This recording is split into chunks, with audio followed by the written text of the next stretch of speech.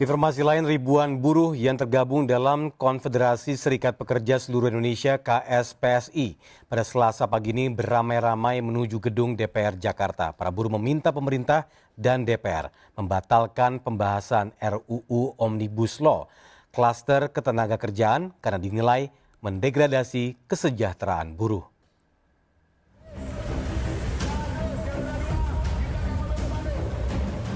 Ribuan buruh yang tergabung dalam Konfederasi Serikat Pekerja Seluruh Indonesia atau KSPSI berkumpul di kawasan Cikokol, Tangerang, Banten.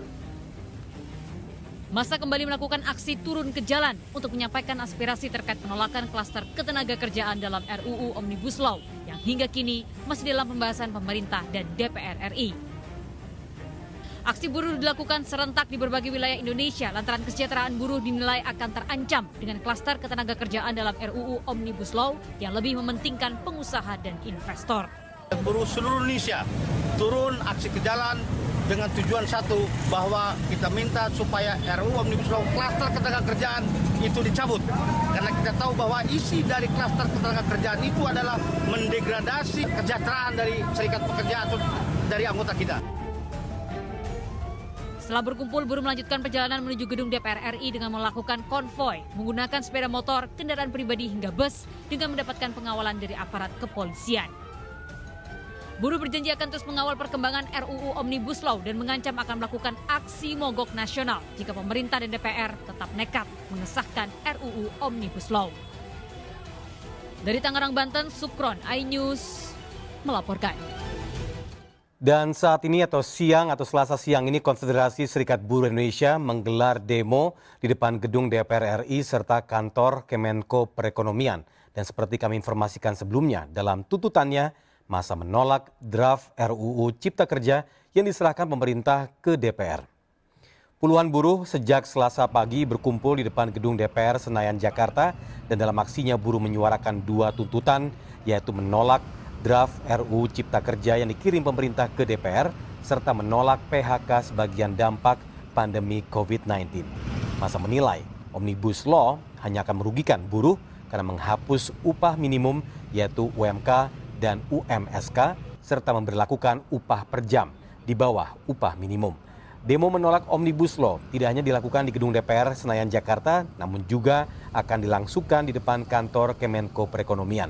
Massa mengancam jika DPR dan pemerintah memaksa mengesahkan RUU Omnibus Law, buruh akan kembali berdemo dengan skala yang lebih besar.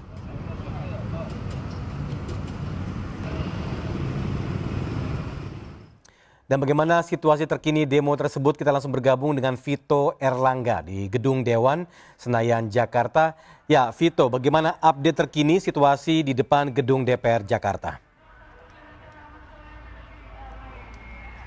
Ya, baik Tommy dan pemirsa, setelah melakukan konvoi dari gedung TVRI, saat ini massa aksi sendiri sudah berkumpul di depan gedung DPR RI dan aksi demonstrasi sendiri sudah dimulai sejak pukul 11.00 waktu Indonesia Barat.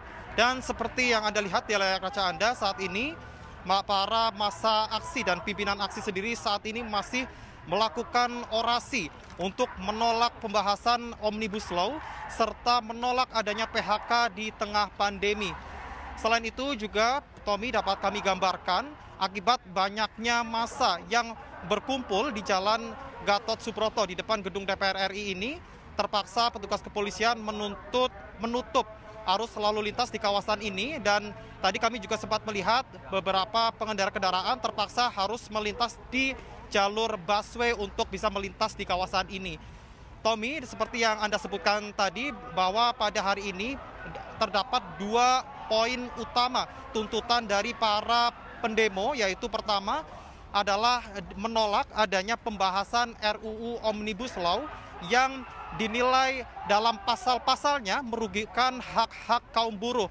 Jika kami sedikit jabarkan, terdapat beberapa pasal yang dinilai merugikan kaum buruh, seperti adanya penghapusan upah minimum, baik itu upah UMK maupun UMSK, kemudian adanya juga pengurangan nilai pesangon, serta adanya pekerja kontrak seumur hidup atau buruh outsourcing. Selain itu juga dengan adanya RUU Omnibus Law atau Cipta Kerja ini juga dikhawatirkan bisa menimbulkan sistem waktu kerja yang eksploitatif bagi kaum buruh.